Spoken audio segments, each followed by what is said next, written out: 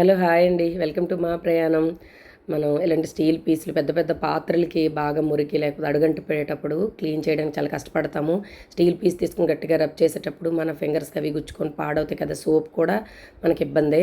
So ఈ విధంగా comfort మూత అనమాట, మనం తలుచుకోవాలి కానీ ఇంట్లో ఏది వేస్ట్ అవ్వకుండా ఉంటుంది. నేను చాలా చేసేదాన్నండి, మధ్యలో కొంచెం స్లో అయ్యాను. బట్ ఇప్పుడైతే మీ గురించి మళ్ళీ స్టార్ట్ చేశాను అనమాట. ఇలా కంఫర్ట్ మూత తీసుకొని ఒక లావుపాటి నీడిలు తీసుకొని ఒక్క నిమిషం వేడి చేస్తే ఈజీగా హోల్స్ పడిపోతాయి అనమాట. దాని తర్వాత ఈ పీస్ ఇలా పెట్టి ఆ నీడిల్కి దారం ఎక్కించుకొని ఈ విధంగా తీసుకోవాలి. క్లీన్ చేసిన తర్వాత ఆ దారం ఏదైనా మేక్ లాంటి హ్యాంగర్కి మనం అలా పెట్టుకుంటే వాటర్ కూడా బయటకు వచ్చేస్తుంది అనమాట. చూసారు, ఈ విధంగా ఇలా పట్టుకొని చక్కగా మనం నీట్గా క్లీన్ చేయొచ్చు. హ్యాండ్కి ఎటువంటి ఇబ్బంది ఉండదు, వేస్ట్ అవ్వకుండా బాగుంటుంది అనమాట. చూసారా, ఈ విధంగా నచ్చితే లైక్, షేర్, కామెంట్ చేయండి. సబ్స్క్రైబ్ చేయడం మర్చిపోవద్దు. మంచి మంచి వీడియోస్ కోసం మన ఛానల్ ఖచ్చితంగా సబ్స్క్రైబ్ చేసుకోండి. మరో మంచి వీడియోతో మళ్ళీ కలుద్దామండి. Thank you.